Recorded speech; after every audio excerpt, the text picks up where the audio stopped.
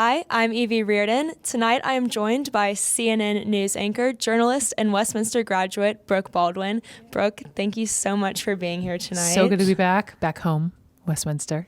Back home. Tonight, Westminster is hosting Cat Talks, which is an alumni and community event. So, Brooke, how does it feel to be back on campus?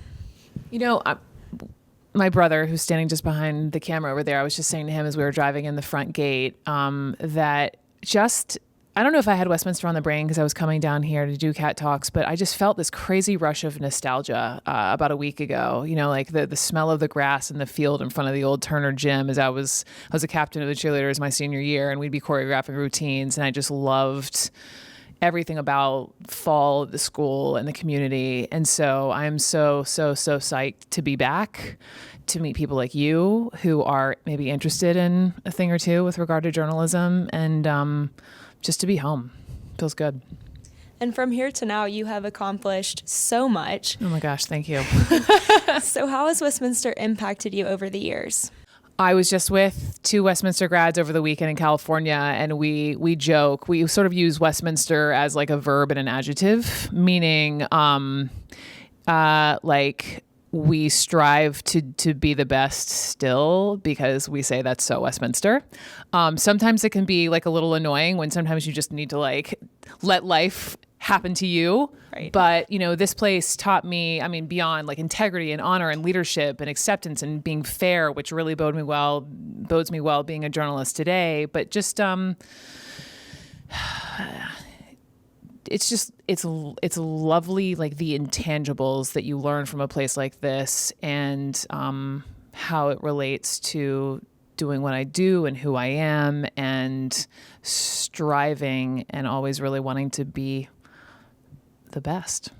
I completely agree. And in your 2015 commencement speech at graduation, you said, "Embrace the curveballs." So what have been some setbacks? Speaking of being the best, you're not always the best. Spoiler alert. Yeah. So what have been some setbacks or curveballs that you've faced on your path to becoming a journalist? Wow. Curveballs. Embrace the curveballs. Yes, because the curveballs will come at you fast and furious. Gosh.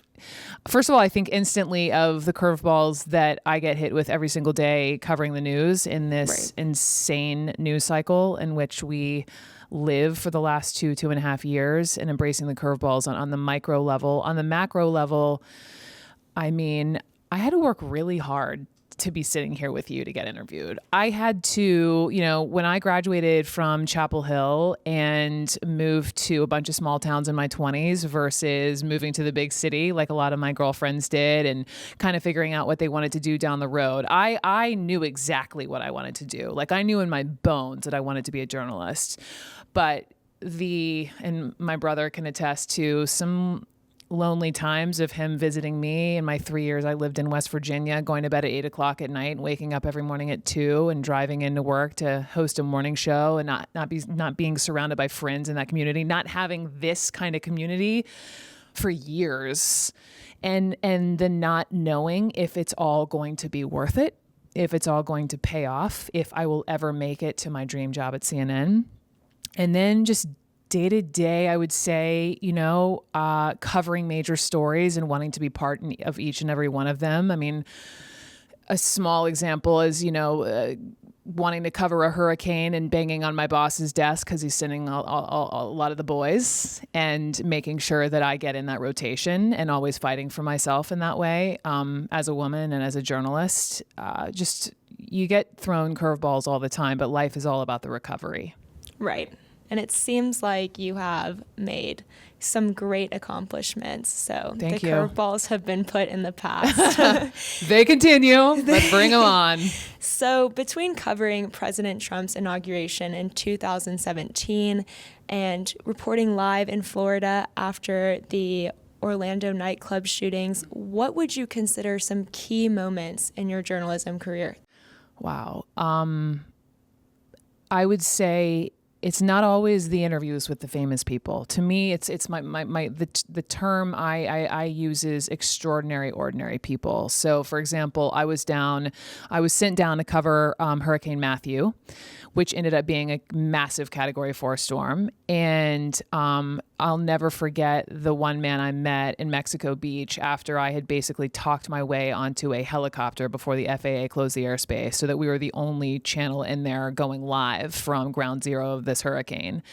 And it's seeing people like that who have gone through extraordinary devastation. It's Lori Alhadeff, who lost her daughter Alyssa in Parkland, whose letter I read just a couple weeks ago on TV and interviewed her. It's standing in front of Parkland next to a member of Congress crying, hearing this mother screaming about the loss of her daughter. It's those poignant moments that I never in a million years, like sitting here at Westminster, thought that would be something that would be in my path. But those are those moments that it's an honor and a privilege to do what I do every single day. And not a day goes by that I don't take that for granted. You know, I earn my job every day, and it's those in between. It's not the interviewing the mega famous people. Yes, interviewing members of Congress, or like hanging out with Willie Nelson in his bus, or standing next to President Obama and Michelle Obama at the White House Christmas party.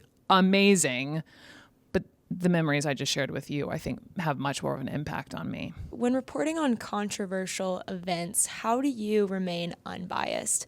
And what would you say to people that criticize that the media could be fake or an enemy of the people? What would you say to that? I'll take your second question first. Fake news, the phrase is not even in my lexicon.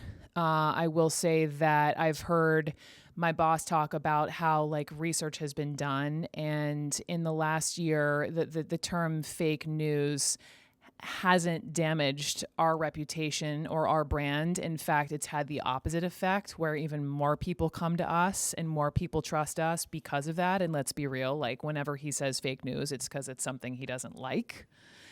And as far as being unbiased, like I bring my whole self to my show each and every day. And it's hard sometimes. Like it's my job is to hold people in power accountable. And they may not like it very much, but that's okay.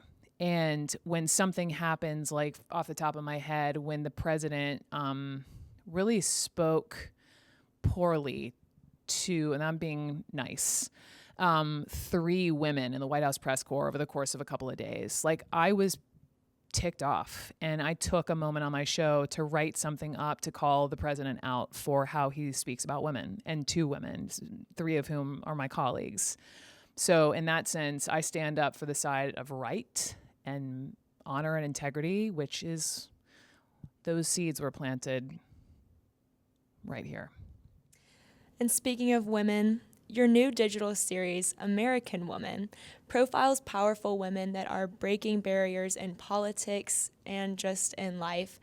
So what inspired you to start this show, this series, and who are some women that you consider your role models? Such a good question. Thank you for asking me about American Woman. You know, I covered the presidential campaign of 2016, and I was crisscrossing the country, and I just noticed my spidey sense picked up that there were a bunch of young women really passionate about politics in a way I hadn't seen. And it's funny, I remember being at a Bernie Sanders rally and seeing a lot of young women and thinking, you know, and I remember talking to them, like, why aren't you, the presumption would be that they would be for Hillary Clinton and having history be made with the first female president. And they were like, it's going to happen in our lifetime. And I thought that was such I noted that, right? And so through covering the campaign and then being assigned to cover the Women's March in Washington, and I was backstage as like Gloria Steinem and you know, Cher, and all these people are passing me by. It's all these extraordinary, ordinary women, like thousands of women in these pink hats that really a movement began. And so I think after all of that, I went to my bosses and I said, I something special is happening with women in this country. This was pre-Me Too, but I had a sense. And so I told them I wanted to dedicate the next chapter of my career to women and to covering women. And of my American women who I have interviewed, I'll say 2 of them. One, Ava DuVernay. I went down to the set of her Queen Sugar show down in New Orleans, and she is a badass. Can I say that on WCAT? And we went down there because there are just so few women directors in Hollywood, which needs to change. But that she said to me, I'll never forget it. I was like, because the whole thing with Queen Sugar, her show, and this is while she was shooting Wrinkle in Time, and she's just blown up. But, I said to her, well, why do you allow, like, she has only women directing this TV show? And I said, why are you sharing the love with these other women? Like, why don't you just do every single show and become even more famous? And she said to me, I'll never forget it. She said, I don't want to be alone at the party.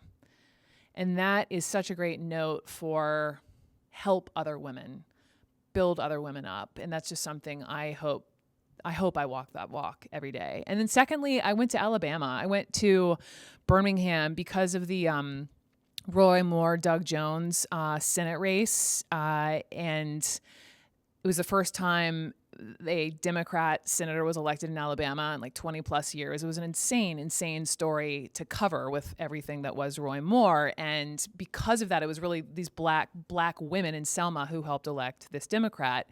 And so many black women were so galvanized by this wave of change that there was a historic number of black women on the ballot that this past November who woke up. And this one woman who'd been homeless, single mother, but like really was part of the grassroots Black Lives Matter organizational effort in Birmingham. And she woke up one morning and she told me she felt guilty. And I was like, why? And she goes, because I have to do something. And it was just such a great lesson for all of us to think like we all can do something. And these women weren't satisfied with just talking politics and groaning about whatever at the dinner table. Like they're walking the walk. They're bringing their folding chair. Shirley Chisholm. Completely. And then finally, during my internship over Jan term at CNN, I really discovered how difficult it is to make it in journalism and just the path and hard work that it takes. Why? What happened? Let's talk about it. It's just so many roles, so many jobs that go into producing one show. It's overwhelming. It is overwhelming, but also amazing. Yeah. So what advice would you give to aspiring journalists? I would say, first of all, as I was your age at Westminster, I was aware of journalism. I knew of some women who I really admired, but I wasn't quite sure that that's the path I wanted to pursue. I loved English and writing, and knew science wasn't my jam. That's all I knew.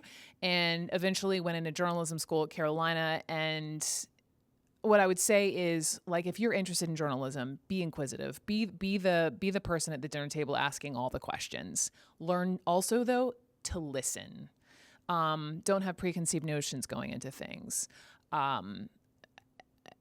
It's the grace to listen and also being fair, like truly trying to hear both sides of something and learn how to do everything. So if you think you want to hold the microphone and be on camera, slow your roll for a second. Learn how to do what these guys are doing. Learn how to shoot. Learn how to edit. Learn how to direct a show. Because that way, if you do eventually become a reporter, you'll be able to understand when you get wrapped in your ear, there's a reason for that. There's a show being timed. There's a flow of something. And you may surprise yourself and want to do something else within journalism. But it's a really exciting time to be a journalist, and we need more incredible, honorable, fair Westminster grads doing it along with me. Completely. Thank you so much. You're It's so welcome. Truly been an honor to speak to you. Thanks, Evie. Thanks, Westminster.